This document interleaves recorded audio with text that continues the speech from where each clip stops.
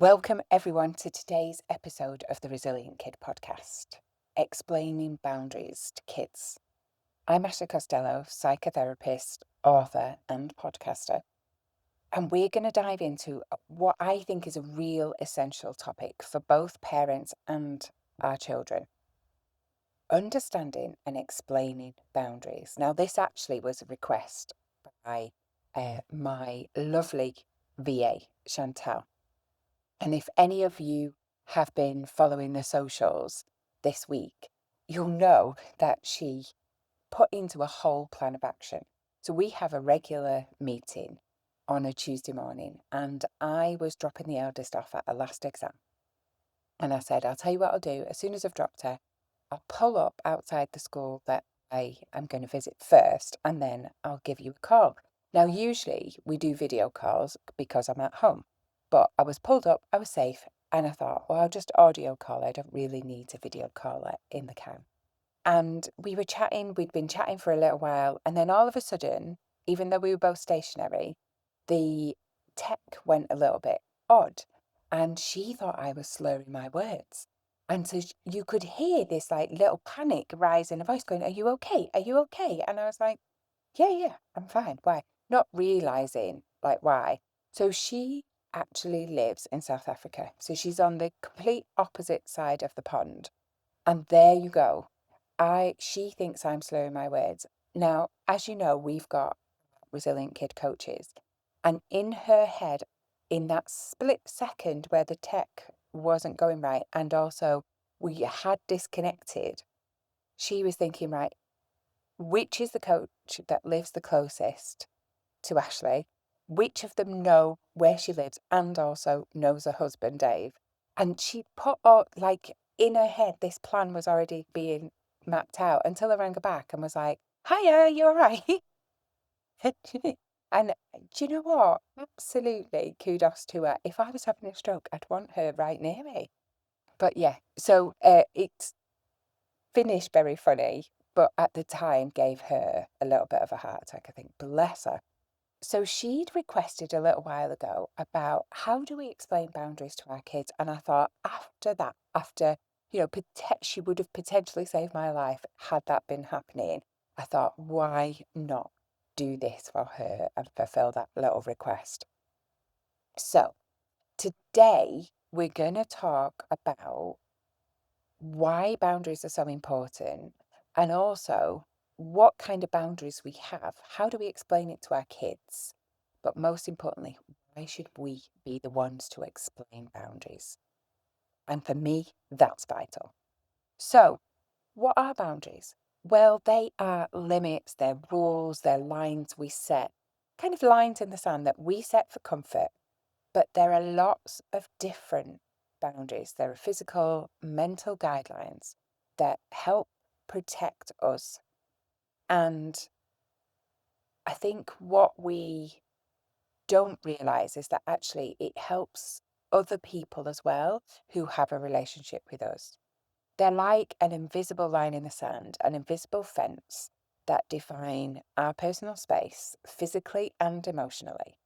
And they help us communicate our own needs. And that is what's really important, because expressing what we need in a boundary helps others understand how we want to be treated. So, for example, a healthy boundary means you can say no when you're asked to do something.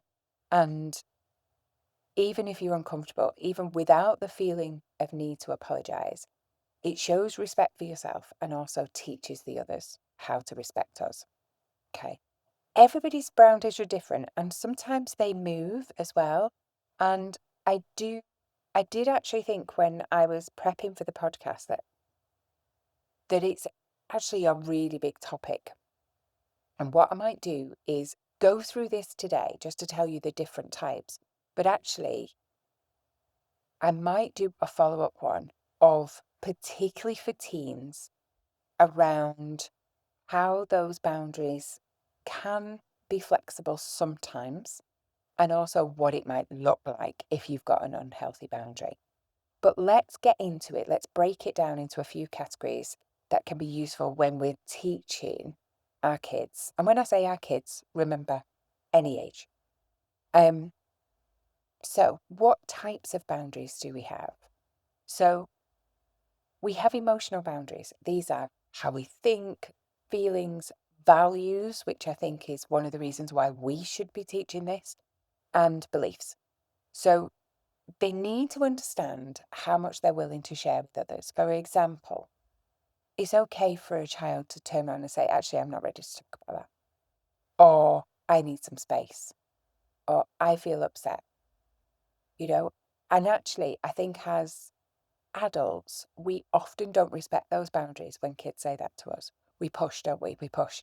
I know certainly I do sometimes because as a parent, as carers, we want to make sure they're okay. We want to help fix it.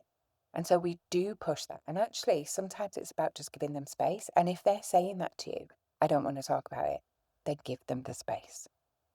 Physical boundaries. Okay. This is about personal space and privacy. So help kids learn to respect others' personal space. Now, sometimes that's difficult for some of our kids and they don't kind of understand it. So so teach them. Teach them. So, whether it's an arm's length, I often say, like, if you can reach your arm out and you can touch them, take a step. Okay.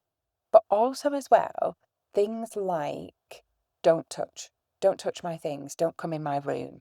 They're really important physical boundaries that we need to teach. And I think siblings are not always very good at this. And often as parents, what happens is one of the kids might go into the other one's room and we go, and then that one, flips the lid. They're like, get out, this is my room, stuff like that. And as a parent, we just want to stop the shouting. We just want to stop the drama that's going on. And we don't always follow up with the one who crossed that boundary. And I think we need to, if we're talking about boundaries with our kids, we need to back them up in keeping their boundaries. Okay. The other thing around physical boundaries as well is hugging, kissing, things like that. Now, I used to have a relative, and I'm trying to say, how do I say this? I don't think any of my family, but listen, however, let's just let's call them a relative that married into the family later. I just wasn't keen. I didn't feel comfortable. Now, had they done anything? Absolutely not. Had they ever made me feel uncomfortable? Really? No. It was just a feeling. It was just a vibe that I got off them that I wasn't that keen. And my mum noticed and was really, really good at saying, you don't ever have to give them a kiss or a hug. Because we're quite a huggy family. We always give each other a kiss when we see each other, when we're leaving, a hug and a kiss. And I remember kind of not wanting to, and my mum just said, right, come on, and just kind of grabbed my hand and took me out and said, you never have to if you don't want to. And I've tried to really instill that in my kids. I know they are much more comfortable with certain people than they are with, everybody. And I just go, that's your choice. You never have to do that. I sometimes do remind them to kiss and hug their nana because they're comfortable, but they might just forget that. But that's a different thing because they do feel comfortable. And, I say she's been on her own all day. I give her, as you greet her, as you leave, give her a kiss and a hug because that's important for her and it makes her feel loved. That's not the same. They already feel comfortable with her. That's just a little reminder. So physical boundaries are really important because if we uphold those boundaries for them in those situations where they feel uncomfortable, they'll feel they have the right to do that when they're on their own. Okay? Verbal boundaries. So this includes how we talk to others and what we feel is appropriate to talk about as well. So I always teach kids to say, I don't like it when you talk like that. Or I need some quiet time, and remove themselves away. So it could be that I often get this with teens in schools where a group might be talking about a friend, a mutual friend, and it makes the teen that I'm seeing uncomfortable because, they're talking crap about their mate. And actually, I'll say, if you don't feel strong enough to go up against the group, then walk, make an excuse and leave.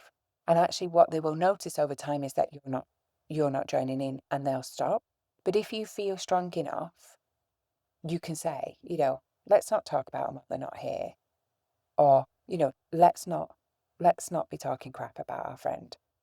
That's if they're strong enough. And eventually they usually are, but it sometimes takes a little bit to get up to that. But also as well, when kids are at home with us, and I often find it where sometimes if, you know, we're in an extended family situation and somebody starts talking about something that I think we shouldn't be discussing. So it could be, I don't know, so mother-in-law's finances or something like that. I don't think that's appropriate to be discussing in front of the kids. So I will say, can we just pause this conversation for now? And that's an and and they get that because sometimes we just get caught up in stuff and it's very easy to run roughshod over boundaries. So, yeah, verbal boundaries are not often talked about, but they're really important. Um, Sexual boundaries. Now, I know that any parents, carers, and even educators out there have just cringed at that because who wants to be having those conversations with our kids? We don't really. But do you know what? Our friend of the show, Sarah Vogel, always says, if you're not having that conversation, who is? Who else is filling their head with this kind of stuff? So you need to get ahead of that. You need to make sure you're having those conversations ahead of time. So while it's a delicate topic, it's really important to explain consent and that they are the ones who have control over the bodies. And this often happens with girls, not always, but often happens with girls where they feel they don't have consent over their bodies and they do feel pressurized to take a relationship to the next level. And so it's really important we have that conversation. Okay. But actually, for me, it starts really young. So no adult touching, and I'm not talking inappropriately, but no adult touching a child in without consent. If when I was in Abu Dhabi, in the kind of culture there, and also because it was very heavily Muslim culture, which actually was really lovely to be in and really eye-opening. But if a male approached me, they would never go to shake my hand unless I put my hand out. They would never willingly come anywhere near my personal space unless I invited them in. So I worked in a very big school, lots of visiting dignitaries from the royal family, people like that. And actually, I would always have a male in the room with me, and that is out of mutual respect. But I would always go to shake their hand, and they would be absolutely happy to, but they would never put their hand out first because that is a mark of respect for me as a woman and, not to encroach on that. And actually, that's a really good lesson, isn't it? If your kids want a hug, get them to initiate it or get the adult to ask. But make sure your child feels comfortable in saying no. So that's where it starts. Because if they feel comfortable in saying, no, I don't want a hug right now, or no, you can't sit next to me, then as they get to teens and they're pressured maybe by peers or somebody they're in a relationship who wants to take it a little bit further, already have the neural pathways in the brain pattern of saying no. They feel comfortable and confident and they won't question or self-doubt. They will just say it automatically. So it's really important that we teach around consent. And you can see why I'm saying we might do a follow-up podcast on this. Time boundaries. Time boundaries are really important as well. So this is about them managing their time, but also their energy. Okay, so teaching them to say, I can't do this right now because I've got to finish my homework. Or I'm too tired because I'm too tired to go there today. Like if they've had a busy day. And it be okay. It'd be okay with us. I think sometimes as well, we, as parents and carers, we sign them up. And in my opinion, my humble opinion, I think sometimes we overschedule our kids.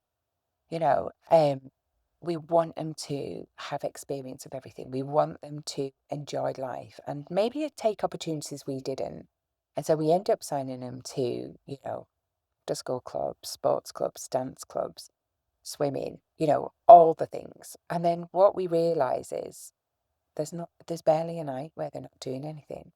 And so if that's you and the kids come home and they say, actually, I'm tired tonight, then listen. Don't run roughshod over them. Listen. Because if they're tired and they just, they just don't want to do anything and they just want to chill, then that's okay. If it is that every Thursday when they go swimming, they're making that excuse, then that's a conversation, isn't it? Have they done enough swimming? Have they got far enough where if they, fell into water, they'd be okay?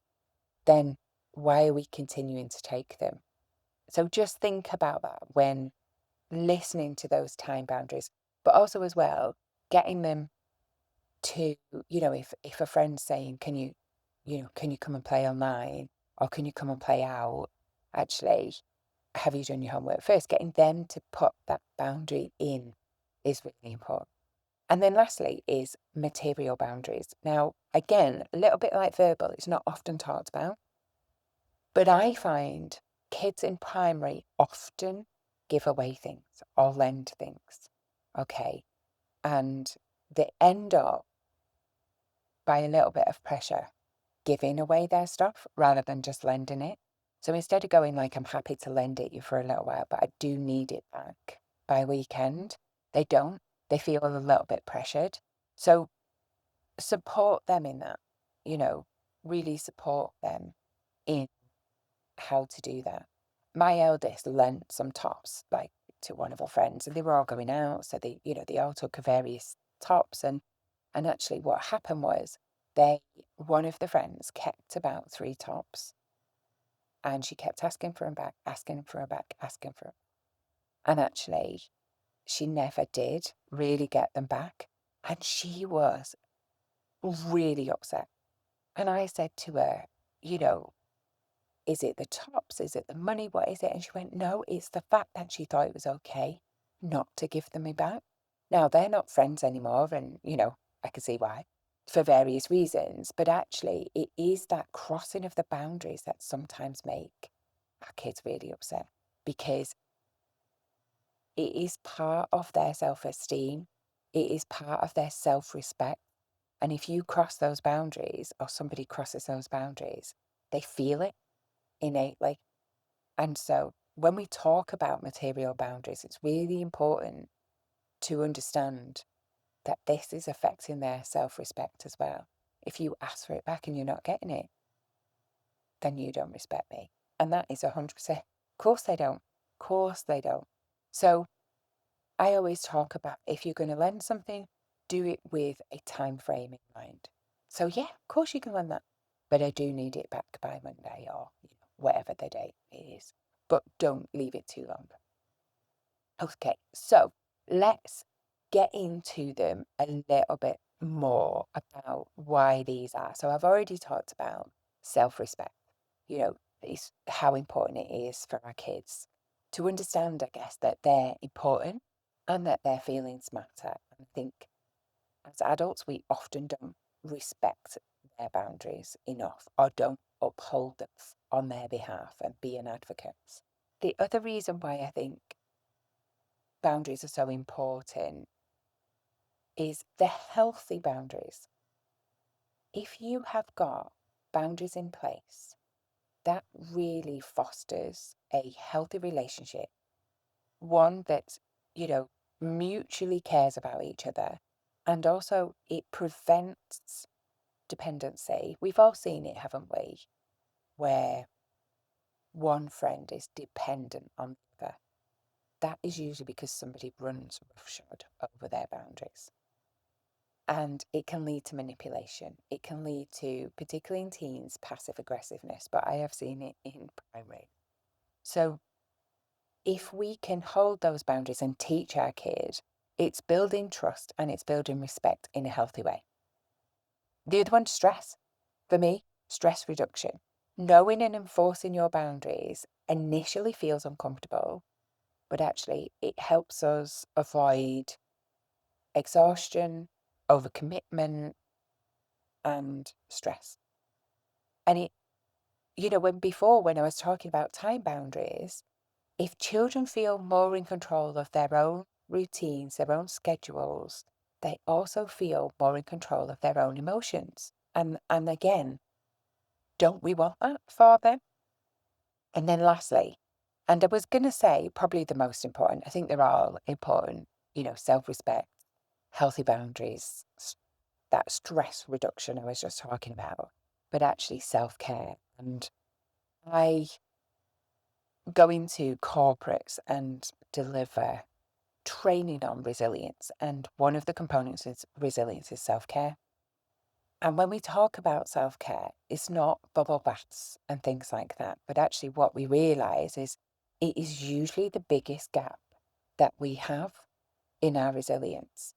And boundaries for me are a real foundation for self-care because it allows us to prioritize our well-being without feeling guilty or shame but actually, do we not want to encourage our kids to take those breaks, to take that rest, and to ask for to be able to communicate their needs? For me, that's really important, really, really important. So we know why they're so important. Let's have a little look now about how do people violate our boundaries. And violate sounds like a strong word, but when we look at what people do, I think actually it's the perfect word. So stuff like personal space, ignoring that, constantly invading each other's space. But also think about us as adults. How do we invade our kids' space sometimes? Do you go into their room without knocking? I don't. I always knock. Unless the door is open, and I'll always just shout in, like shout, but I'll always go, hiya, if their door is open. I always knock. It'd be a rare day I don't knock on. But that's a mutual thing. My kids knock when they're coming in my room. And it's just a respect thing, and it's really important. Things like friends grabbing things without asking, these are all ignoring that personal space, that personal boundary. So they're the kind of things that we want to talk about really with them. Disrespecting emotional boundaries. So this is when we put kids under pressure to talk about how they feel, what they're thinking when they're not ready. And it's really funny, isn't it? Because I remember years ago, my mum used to say to me, "What you thinking?" Because maybe I'd just gone quiet. And actually now when I think about it, it's quite invasive that, isn't it? Now, I probably told her, but to ask what somebody's thinking, is quite invasive. Does that mean you can't say, "Oh, you look really thoughtful"? No, of course. But then that's a choice, isn't it? Whether they share those thoughts. You are not almost demanding that they share them. You are simply making an observation. And if they want to share, they will. And if they don't, they won't. I think that's a really important differentiation between the two. Verbal boundaries.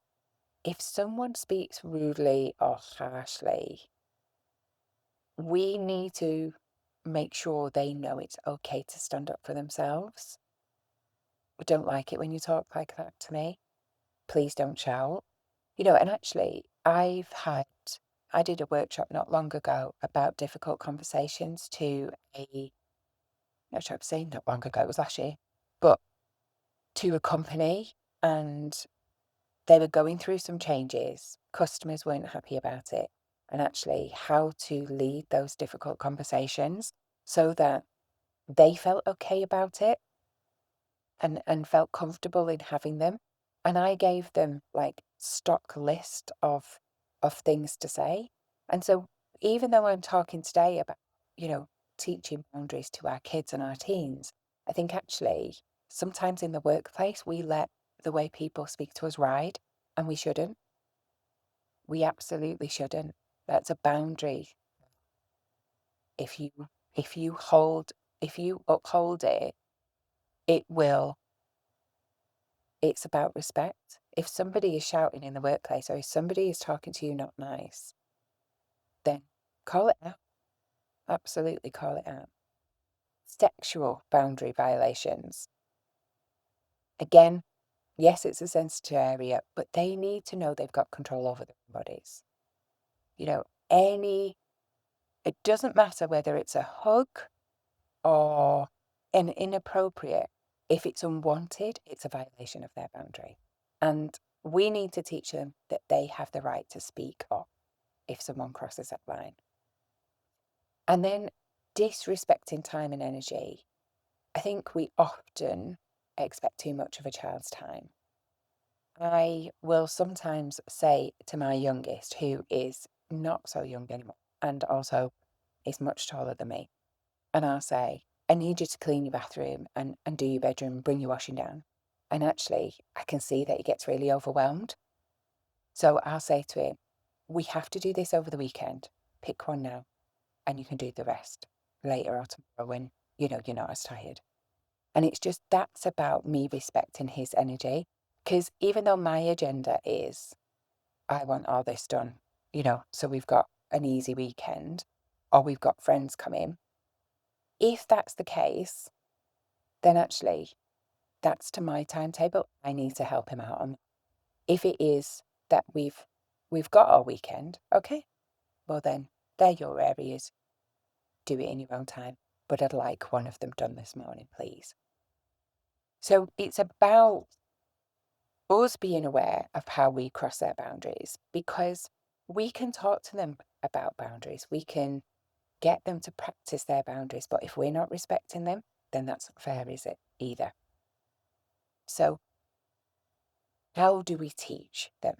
Well, use simple language. If you don't like something, you can say no, or it's okay to ask space if you need it. Model them.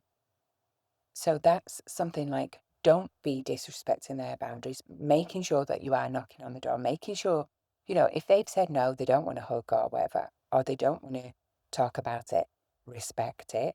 But also as well, you do it for yourself. Listen, I'm just going to take 10 minutes. And if they say, I've asked you to come back after 10 minutes, make sure you're modeling the boundaries that you need as well. And you can, I often, when we talk about role playing, I think as adults we cringe because we always think about those, awful team building exercises that we quite often have to do sometimes in the corporate world. But actually, I will often practice with kids and teens around, okay, but if they said that, what would you say? If, if that person asks you for a hug and you don't want to hug them, what will you say to them that's polite, but actually firm? And it's what you're going to say if your friend says, why don't you try this vape? I will practice that role play with them because we're setting up patterns in the brain so they've got a firm, confident way of expressing themselves and expressing their needs. And B, we don't jump in a car and know how to drive. We have to practice. And actually, it gives them confidence and probably no more than teens. When I work with teens around boundaries, they go, but how am I going to handle that? What am I going to say? Well, okay, I'll tell you what, I'll say it, what comes to mind.